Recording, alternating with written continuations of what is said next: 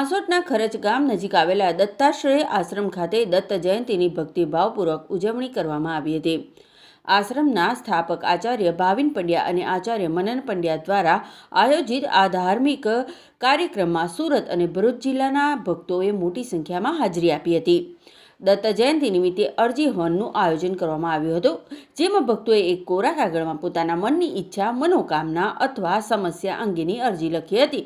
આ અરજીને ત્યારબાદ ભક્તોએ હવનકુંડમાં શ્રીફળની સાથે હોમી દીધી હતી।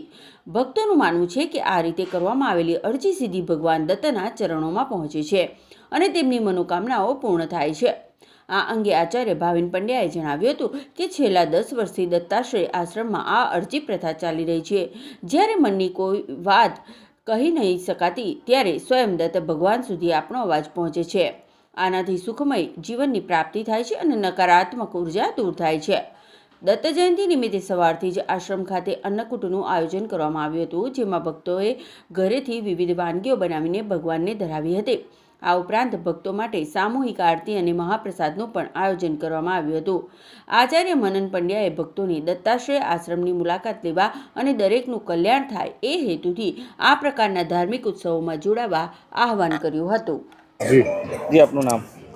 ગુરુદેવ દત્ત, જય જય દત્તાશ્રય। હું આચાર્ય ભાવિનભાઈ પંડ્યા, દત્તાશ્રય આશ્રમના સંસ્થાપક। ખૂબ જ આનંદની વાત છે આજે દત્ત જયંતિ મહોત્સવ અને દત્ત જયંતિમાં અહીંયા અનેક ઉત્સવો ભેગા થયા ને કરીએ છીએ। આ આશ્રમની 10,000થી વધારે ભક્તજનો જોડાયા છે અને આ ભક્તજનોના જીવનમાં દત્ત ભગવાનની કૃપા મળે, સાત્વિક, રાજસિક અને તામસિક ત્રણે જે તત્વ છે તે બધાના જીવનમાં આશીર્વાદ રૂપી રહે એવી ભાવના સાથે આ આશ્રમમાં અનેક યજ્ઞો થયા છે, પણ આજે એક અરજી યજ્ઞ જે બધા જ ભેગા મળીને આ મહાયજ્ઞ કુંડમાં હજારો શ્રીફળની આહુતિઓ પ્રદાન કરશે। બધા જ શ્રીફળો દ્વારા અરજી થાય છે અને એ અરજી થકી બધાના કાર્ય અહીંયા છેલ્લા 10 વર્ષથી થાય છે। પણ આ વખતની વિશેષ દત્ત જયંતિમાં એવું છે કે ભગવાને આદેશ કર્યા મુજબ ભગવાનની આજ્ઞા સ્વરૂપી એ ક્રિયાથી બધાને સમૂહ અરજીનો એક લાભો મળે છે અને અહીંયા આજુબાજુના ગ્રામોથી જે પધારેલ જે દત્ત ભક્તો છે તે બધા જ ભેગા મળી ભગવાનની દત્ત બાવનીનું પારાયણ, દત્ત મંત્રના પાઠ અને મહાયજ્ઞમાં પૂર્ણતઃ જાતે નમસ્કાર કરી બ્રાહ્મણો સાથે વૈદિક પરંપરાને અનુરૂપ મહાયજ્ઞમાં ભાગ લીધો અને સાથે પોતાના ઘરેથી બનાવેલી મીઠાઈઓ, વાનગીઓ લાવી ભગવાનને અન્નકૂટનો પ્રસાદ ધરાવી પોતાના જીવનને સુખમય બનાવી દેવોની કૃપાને પાત્રવાન થયા છે। ગુરુદેવ દત્ત, જય જય દત્તાશ્રય। જી ગુરુદેવ દત્ત, જય જય દત્તાશ્રય। દત્તાશ્રય આશ્રમના આચાર્ય સંસ્થાપક આચાર્ય મનનભાઈ પંડ્યા, સૌને ગુરુદેવ દત્ત।